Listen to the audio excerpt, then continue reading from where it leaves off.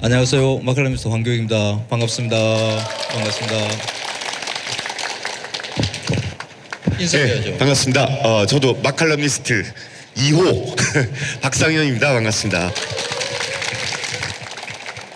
선생님하고 저하고는 굉장히 친한 사이이기는 한데 두 사람이 이렇게 같이 둘만 나란히 앉아있는 이 프레임은 아마 앞으로는 없을 것 같습니다.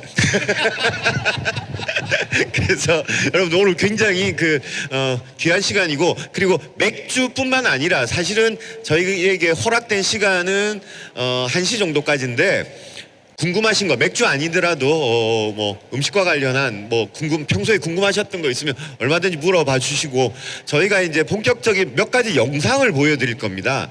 그 중에서 우리가 영화 속에 맥주 하면 무조건 떠올리는 영화가 있죠. 바로 쇼생크 탈출인데, 그 쇼생크 탈출에 나왔던 그 맥주 마시는 장면을 짧게 영상으로 편집한 게 있는데 우선 한번 보시겠습니다.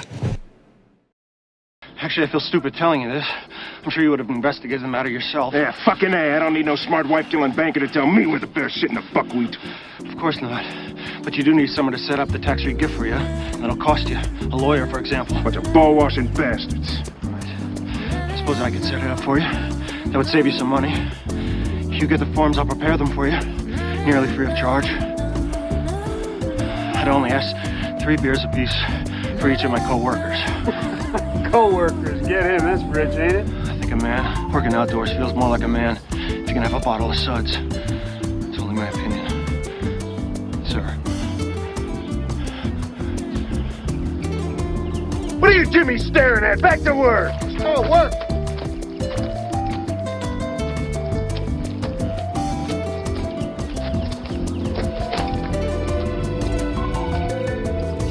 And that's how it came to pass that on the second to last day of the job, the convict crew that tarred the plate factory roof in the spring of '49 wound up sitting in a row at 10 o'clock in the morning, drinking icy cold Bohemia-style beer, courtesy of the hardest screw that ever walked a turn at Shawshank State Prison.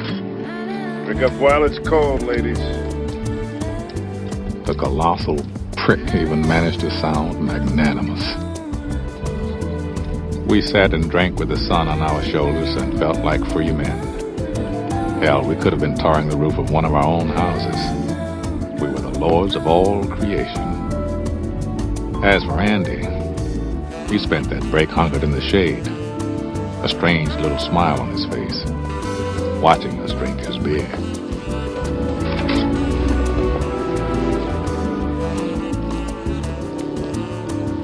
Hey, want a cold one, Andy? No, thanks. Gave up drinking. You could argue he'd done it to curry favor with the guards, or maybe make a few friends among us cons. Me, I think he did it just to feel normal again, if only for a short while. 왜 이 쇼생크 탈출에서 맥주 마시는 장면이 왜 사람들에게 그렇게 오랫동안 기억되는가는 술이 언제 제일 맛있느냐를 보여주는 건데, 여러분 술이 언제 제일 맛있을까요? 일탈일 때 제일 맛있습니다. 못 마실 때, 술을 마실 수 없는 상황일 때 술을 마시는 게 제일 맛있습니다. 네, 그러니까 오늘 이 술도 만만치 않게 맛있는 게 뭐냐면, 낮술이라는 건 사실은 굉장히 금기시대에 있지 않습니까? 일상을 살아가는 사람들에게 낮술은 굉장히 평소에는 할 수 없는 도전이고, 그래서 낮술이 맛있는 것은 낮에 마시는 술이 특별히 맛있는 게 아니라 일상적으로는 우리가 경험할 수 없는 일이기 때문에, 그래서 낮술이 맛있는 겁니다. 원래 낮술은 금기가 아니었어요. 원래 인류 역사를 전체로 보자 그러면 인간은 원래 낮술을 마셨어요. 아까 이제 쇼생크 탈출에서 보여주는 것처럼 노동을 하면서 마시는 술이 일반적입니다. 그러니까 전통 농업 사회에서 우리 그 농민들이 마시던 막걸리 이야기 많이 하잖아요. 예, 막걸리 마시면서 일을 해요. 맥주 시작을 알리는 이집트에서도 노동을 하면서 맥주를 마시는 것으로 이렇게 기록들이 되어 있습니다. 술은 고통스러운 노동을 잊게 만들어주고요. 기운을 북돋아주죠. 그래서 낮에 일을 할 때 중간중간에 그냥 계속 술 마시면서 일을 했다라고 봐야 됩니다. 근데 그게 왜 갑자기 낮술을 안 먹는 것으로 이렇게 만들어지냐 그러면 산업사회가 진행되면서부터입니다. 산업사회라는 게 공장에서 노동하는 사람들이 만들어지는 거잖아요. 공장에 기계가 피대가 막 돌아가고 바퀴가 돌아가고 뭐 이렇습니다. 그게 깜빡 한눈 팔면 팔이 끌려 들어가고 죽기도 하고 이렇습니다. 그래서 그 공장에서 노동을 할 때는 술을 마시지 못하게 만드는 거죠. 그래서 산업사회에 들어오면서 낮술이 금지됩니다.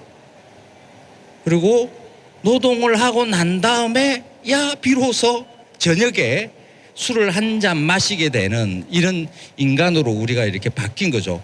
원래 인간은 낮술을 마셔야 된다. 우리가 지금 정상이다. 이게 사실은 일을 하면 중간중간에 술을 마시는 게 맞는 건데 이게 사실 지금 황교익 선생님 말씀대로 원래 우리나라 60년대까지 여러분 60년대에 제일 유행했던 술이 뭘 것 같습니까? 60년대에 한국 사람들이 제일 많이 마신 술은 청주였습니다. 우리 흔히 말하는 정종. 근데 70년대가 되면 그 정종이 시장에서 확 사라지고 70년대를 대표하는 술이 뭐가 되냐면 소주가 됩니다. 왜 소주가 되냐면 70년대부터 우리나라가 이제 산업화되지 않습니까? 그러니까 이제 사람들은 일을 할 땐 술을 먹지만 대신 일이 끝나고 난 다음에 술을 먹어. 대신 술을 마실 수 있는 시간이 짧다 보니까 독주를 마셔야 됩니다. 그러니까 소주를 들이붓기 시작하는 거죠. 불쌍한 거죠. 그 노동자로 살아가는 게 결코 행복할 수 없다라는 게 그죠. 원래 그 술이라는 것을 늘 일상으로 그러니까 낮에도 마시고 이렇게 하는 그 과정 그 자체가 농사를 짓는 삶이 인간이 자연과 함께 산다라고 이렇게 보면 되죠. 그러니까 시간의 흐름을 자연 안에 두고 이렇게 살아가는 겁니다. 봄, 여름, 가을에 대한 술도 다 달랐습니다. 그러니까 우리의 전통 사회에 보면 봄에 마시는 술, 여름에 마시는 술, 가을에, 겨울에 마시는 술 이 다 달리 외국에서도 거의 비슷합니다. 그런데 이 산업 사회가 되면서 우리 공장에서 일을 하기 시작하면서부터는 자연의 변화를 읽을 필요가 없잖아요. 굳이 우리가 계절에 맞춰서 공장에 가서 일을 하는 것은 아니지 않습니까? 시간의 흐름을, 자연 시간 흐름을 잊고 사는 거죠. 그래서 술이라는 것도 이런 계절 감각이 사라진 상태에서 지금 마시고 있는 것이다. 그래서 원래의 방식으로 술을 봄, 여름, 가을에 맞춰서 이렇게 마시자라는 전통주 하시는 분들이 뭐 새롭게 이렇게 개념을 붙여서 이렇게 많이 내시거든요. 우리가 마시는 술, 우리가 먹는 음식이라는 게 이렇게 시대가 바뀌면 계속해서 변화한다. 라는 것을 이렇게 관찰해 볼 필요가 있습니다. 또 영상을 하나 더 보여드릴 건데 이 영상은 몇 년도 영화입니까? 바보들의 행진이 1975년 영화인데 원래 이제 소설가 최인호 씨 원작인데 황교익 선생님이 이 영화를 가지고 우리 한국 현대사의 맥주 얘기를 꼭 한번 해보고 싶다 하셔가지고 지금 바보들의 행진 75년도 영화입니다. 아저씨, 술 한 잔만 주세요. 예, 갑자기 웬 피?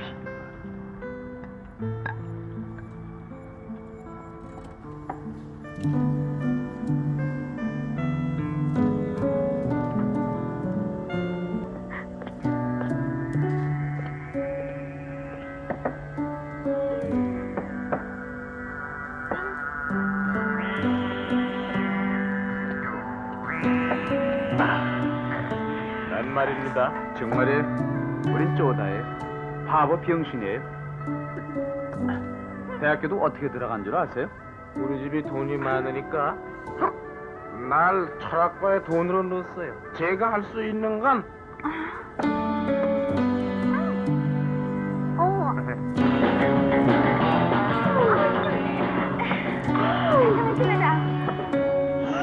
잘하십니까? 영대 좋겠어. 병비 씨하고 연애할 거보다 영자몰래 병비 씨 만날 거보다 어때요? 나 어때요?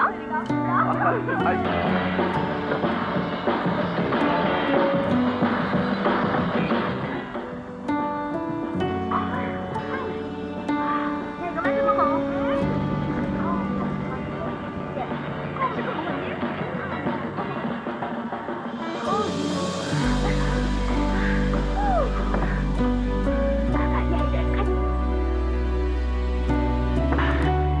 전 앞으로 돈을 벌 겁니다.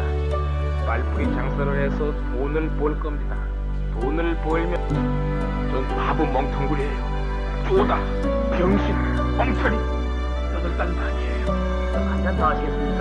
네, 한 잔 더. 그만하세요, 영철 씨. 참. 이제 걸린다니까요. 가긴 누가. 자, 일어나세요. 자, 벌써 일어나지 마, 일어나지 마. 나니까. 이거 술값도 없잖아요. 온다고. 난 싫어. 자.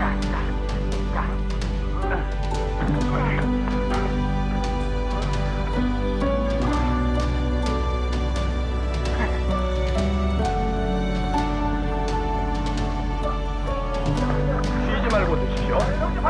잠깐. 술을 빌려서도 안 되며 요령을 부려서는 더욱 안 됩니다.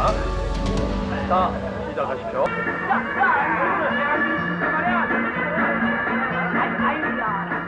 네 그릇.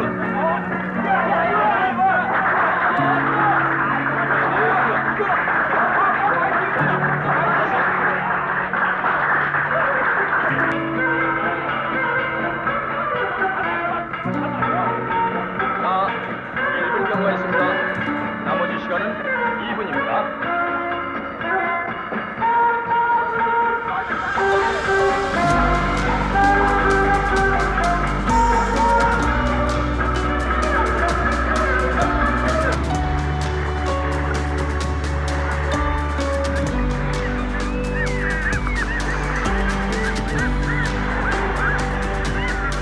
올해는 바다에 있지만 내 마음이 있기는 지금까지 난 그걸 몰랐었어.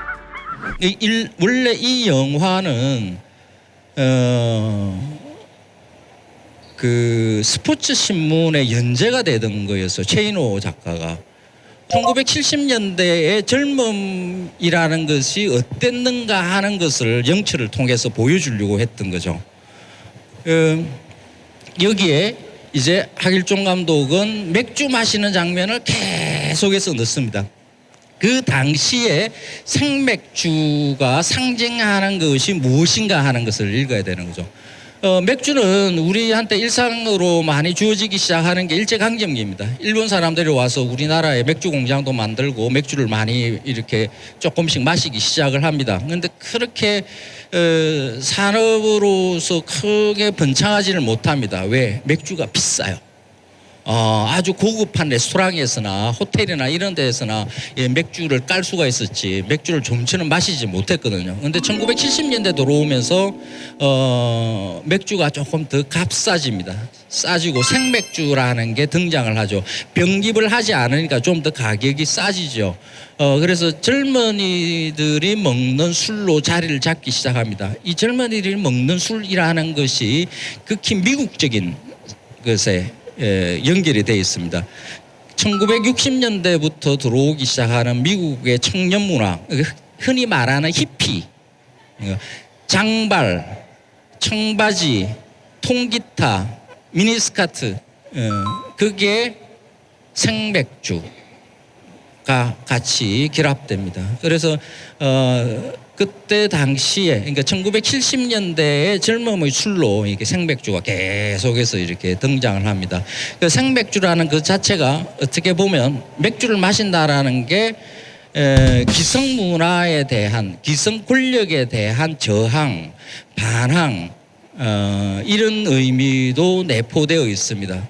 그래서 나이 드신 분들이 먹는 막걸리, 소주 이런 것을 거부하는 세대의 등장이라고 보면 됩니다. 하길종의 이 영화 바보들의 행진은 1970년대까지 살았던 그 젊은이들이 1970년대 억압 속에서 살았던 그 사람들이 돌파구 술이 하나의 정신적인 돌파구 역할을 했었겠구나 하는 것을 영화로 담고 있습니다. 이 하길종 감독은 1979년에 죽습니다. 요절을 합니다. 그래서 이 요절 이후에 이 작품을 좀 복원하자라는 움직임이 있었어요. 원래 시나리오대로도 제대로 찍히지 못했고 원래 찍어놓은 것을 그때 등급 심의라는 게 있었거든요. 그 심의 과정에서 한 30분 정도가 잘려 나갑니다. 그래서 그 필름들을 찾아서 복원하자고 했었는데 없대요. 그 필름 쪼가리들이 어디 갔는지 없대요. 그래서 이 명작이 어떻게 보면 막 난도질 당한 채로 지금 우리한테 남아 있는 게 조금 아쉽기는 하지만은 맥주 이야기와 함께 볼만한 영화로 이 영화를 추천드립니다. 예. 제 이야기 여기까지. 예. 사실은 아까 제가 소주 말씀을 드렸는데 70년대 노동자들의 술은 소주였다면 그 노동자들과 다른 이런 그 화이트 칼라 혹은 대학생들 이 사람들의 술은 이제 맥주였던 거죠. 그래서 끊임없이 이 바보들의 행진에서도 보면 대학을 상징하는 술로서 대학 생활을 상징하는 술로서 맥주가 등장하는데 맛있죠. 맛있다.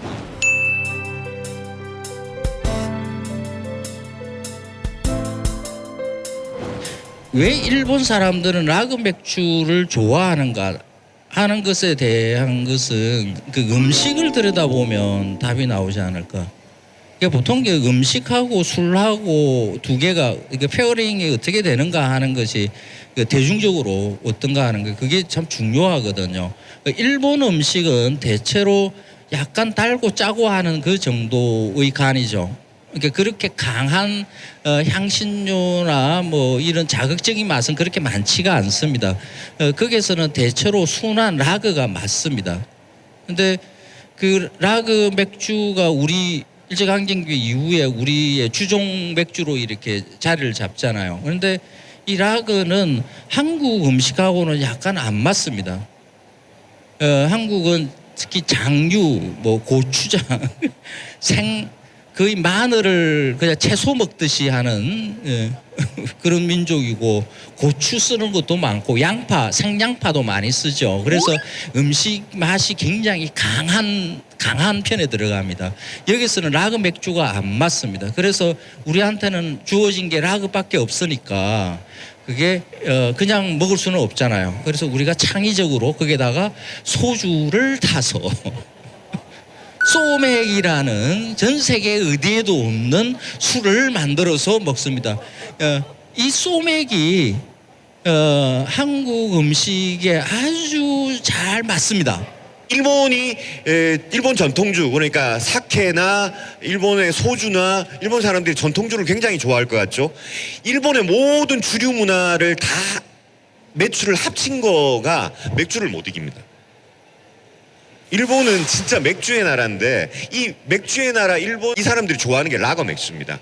그래서 여러분들이 아는 기린, 아사히, 삿포로 전부 라거 맥주입니다. 그리고 이 라거 맥주가 일제강점기에 어디 들어오냐면 우리나라에 들어오는데 이 라거 기린하고 아사히 맥주 공장이 전부 다 어디면 서울의 영등포에 있습니다. 왜? 소비시장이 가까우니까 일본 사람들이 옆에 다 같이 살고 있으니까 그래서 들어왔는데 근데 라거 맥주가 한 가지는 좋죠. 이런 겁니다. 라거 맥주를 만들기 위해서는 공장이 커야 됩니다. 시설이 커야 되고 그 다음에 라거 맥주는 살균을 하면 병입을 했을 때 유통을 오래 할 수 있습니다. 술이 안 상합니다. 근데 여러분 지금 이제 요즘은 이제 이렇게 크래프트 비어 수제 맥주 하는 데서는 에일을 많이 하죠. 에일 맥주를 많이 하는 이유가 있습니다. 왜냐하면 용량이 적습니다. 에일 맥주는 비교적 적은 용량에 할 수 있고 그리고 에일 맥주는 유통기한이 짧아요. 대부분 그 미생물이 살아 있습니다. 대신에 이렇게 이제 금방 만들어서 금방 소비하기는 좋은데 맥주 맛이 깊죠. 이런 맥주들이 좋은 게 뭐냐면 이제 점점점 유통기한이 짧아질 수 있는 술을 여러분들이 드실 수 있는 겁니다. 왜냐하면 주변에 이제 맥주를 만드는 수제 브로리가 많아지면서 그러면서 이제 우리는 맥주가 완전히 다른 시장으로 넘어왔다라고 보시면 될 것 같아요. 올해 음식영화제가 주제가 술인데 이 영화를 사실 제가 12편의 저희 상영작을 선정하고 난 다음에 이 영화를 발견을 했어요.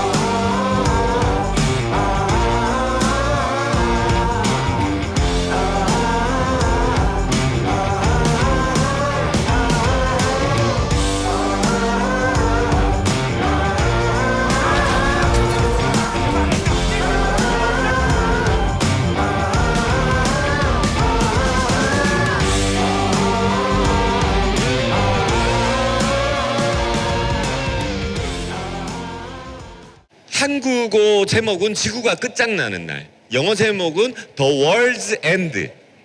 영국의 워킹 타이틀이라는 영국의 아주 좋은 영화를 만드는 이 제작사에서 만든 건데, 그리고 방금 보셨지만 배우들이 짱짱합니다. 근데 이게 뭐냐면 굉장히 소동네입니다. 영국 사람들의 인생에서 제일 중요한 건 펍입니다. 영국 사람들에게는 제일 인생에 중요한 건 우리 동네에 얼마나 좋은 펍, 맥주를 파는 가게가 있느냐인데, 이 원래 5명의 친구들이 고등학교 졸업식 때 자기 동네에 있는 12개의 펍을 순례를 하는 걸 목적으로 했어요. 근데 12개를 다 못 돕니다. 왜? 체력이 안 따라줘가지고. 근데 성인이 돼가지고 우리 그때 못다 이룬 꿈을 다시 한번 이루자 그래가지고 다시 고향으로 돌아가지고 12개의 펍을 돌아다닙니다. 맥주가 엄청나게 많이 있는데 여러분 저기 이 영화를 꼭 한번 보시라고 제가. 왜냐하면 맥주 좋아하시는 분들은 꼭 보셔야 될 영화라서 이거 제가 소개를 해드렸습니다.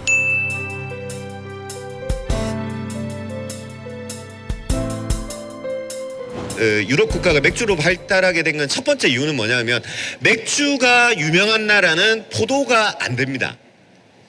그래서 독일 북부, 이를테면 벨기에 이런 나라는 와인이 포도가 안 되는 나라들입니다.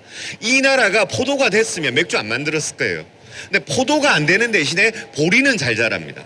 그러니까 우선 맥주를 만들었고, 특히나 이제 벨기에는 우리가 보통 수도원 맥주라고 하는데, 이 수도사들이 이 카톨릭에서는 이제 금식일이 있거든요. 금식일이 있다 보니까 금식일에는 물 말고는 다른 음식을 못 먹습니다. 근데 이 재미난 수도사들이 맥주를 물로 분류해 버린 거예요. 그래서 금식일에도 맥주를 먹을 수가 있던 겁니다. 그러니까 수도원에서 죽어라고 맥주를 빚었어요. 그게 몇 년이나 됐을 것 같습니까? 무려 600년입니다. 이 수도사들이 물 대신 먹을 수 있는 맥주를 600년 동안 빚은 겁니다. 얼마나 맛있겠습니까? 한 일을 600년 동안 했는데. 그래서 여러분들 벨기에 맥주가 그것 때문에 맛있는 겁니다. 그래서 여러분들이 아는 가장 익숙한 벨기에 맥주 호가든 그거 원래 수도원에서 만들어 놓은 겁니다. 지금도 여러분 벨기에 가시면 수도원 맥주 트라피스트 비어라고 그래가지고 굉장히 맛있습니다. 오늘 저는 이것으로 마치겠습니다. 감사합니다.